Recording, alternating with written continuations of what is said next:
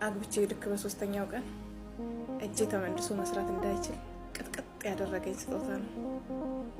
ሁለተኛው 2009 ግንቦት 20 ረመዳን ቀኑ እሁድ ነበር። ተራዊ ሰግጄ ስወጣ በር ላይ ጠብቆ በጠረባ ካነጠፈኝ በኋላ እግሬን የሰበረኝ ነው። መነሳት አልቻልኩም ነበር። ሌላም ሰው ሮጦ አነሳኝ፣ ይዘውኝም አስገቡኝ።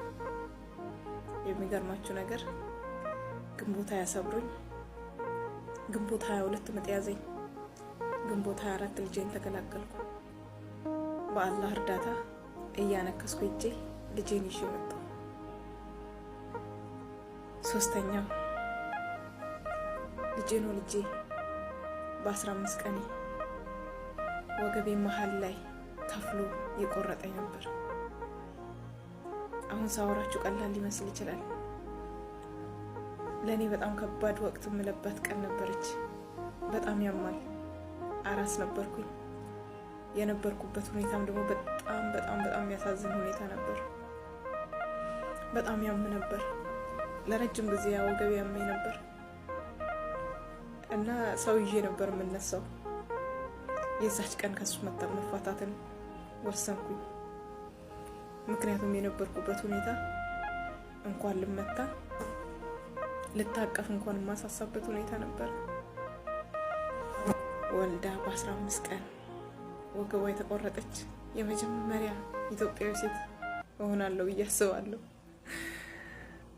እና በጣም ያማል። ማለት ብዙ ጊዜ ለራሳቸው ሞክራለሁኝ። ብዙ ጊዜ ያሳለፍኳቸውን ነገር ለመርሳት ሞክራለሁኝ። መደበቂያ ካገኘው ምንም ይሁን እደበቃለሁ። ሰው የሚያየው ፈገግታዬን፣ ስክሪን ሽቴ ብቻ ነው፣ ከላይ ያለው ከበሬ ብቻ ነው የሚያየው። ውስጤ ግን በጣም ደቋል። ልጆች አሁን አጠገቤ አይደሉም። እኔ ያለሁት በሰው ሀገር ነው። እነሱን የተውኳቸው ወልጄ አይደለም። በጣም ነው የምወዳቸው።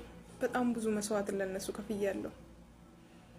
ለነሱ ብዬ ብዙ ተአምራት፣ በቃ የሰው ልጅ ሊሰራ የማይችለውን ነገሮች ሰርቻለሁኝ በህይወቴ። ምናልባት በህይወት እንኳን ባልኖር ያሳለፍኩትን ነገር አሁን አያውቁም። የሆነ ቀን ግን የሚያውቁበትና የሚረዱበት ቀን ይመጣል። ምናልባት እኔ ኖሬ አላስረዳቸውም። ያሳለፍኩትን ነገር ልነግራቸውም እራሱ አልፈልግም። አሁንም የሚያዩት ነገር ብዙ ነበር፣ ያው ግን አይረዱም። ለልጆቼ ስል ብዙ መስዋዕትነትን ከፍያለሁ፣ ግን በጣም ከባድ ነው። ምናልባት እንደኔ በየቤቷ ብዙ ነገር የምታሳልፍ ሴት ትኖራለች። እንደዚህ አይነት ከባባድ ስጦታዎችን ከባሎች የምንቀበል ሴቶች እንኖራለን። እና ወንዶች ግን ማስተላለፍላችሁ መልእክት፣ ሴት ልጅ ብርጭቆ ብቻ አይደለችም፣ አይንም ጭምር ነች። አላህ ሱብሃነሁ ወተዓላ ለሰው ልጅ መስገድ ቢቻል ለባል ሲል የባልን ክብር ሊያሳየን እንጂ ሴትን ዝቅ አድርጎ ወይም ሴትን እንድትረገጥ ማዘዙ አይደለም። ብዙዎቻችን ግን ሸሪዓን የምንረዳው በተገላቢጦሽ ነው። 4 ማግባት ሲል እንደ ኩንታል መደራረብ አይደለም። ሁሉም ነገር አካሄዳና ስርዓት አለው። ስንቶቻችን እንደዚህ ሴቶችን የጎዳ ነው። እኔ ሰውነቴ ላይ ያለው ጠባሳ ሁሉ ድኗል። የአእምሮዬና የልቤ መቼም አይድንም። ሁሌም ከዛ ነገር ውስጥ መውጣት እፈልጋለሁ። ሁሌም መዳን እፈልጋለሁ። ግን ደግሞ አእምሮ ውስጥ የተሰነቀሩ ብዙ ነገሮች አሉ። በጣም የሚያሙ ጓደኛ፣ ዘመድ፣ እናት፣ አባት የማይረዳቸው ብዙ ነገሮች አሉ። ሰው የሚያዩ መሳቃችንን ቆመን መሄዳችንን ብቻ ነው።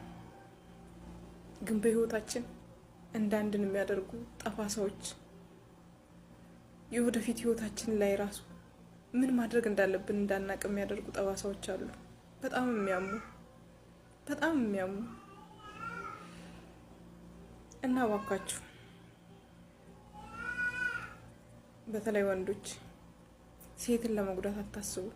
ምናልባት ከኔ ተቃራኒ ብዙ አይነት ነገሮችን የሰው ልጆች ያሳልፋሉና ሰውን ለመጉዳት ከማሰባችን በፊት ያ ሰው ሲጎዳ የሚሰማውን ስሜት ስለማናቅ ልናቆም አንችልም፣ መቼም አንረዳውም። ሰው ከመጉዳት ብንርቅ። እኔ ዛሬ ህይወቴ ላይ በቃ ምን ልበላችሁ በጣም ብዙ ነገር እያሳለፍኩ ነው፣ ብቻዬን ማለት ነው። ዛሬ አልহামዱሊላህ ጥሩ ቤት ነው ያጋጠመኝ፣ በሰላም እየሰራው ነው። ግን ብዙ ደግሞ የማረሳቸው የአእምሮ ጠባሳዎች አሉ፣ ቀንና ሌሊት እንቅልፍ እንዳይወስደኝ የሚያደርጉ። እባካችሁ ከስተታችሁ ታቀቡ፣ አላህን ፍሩ።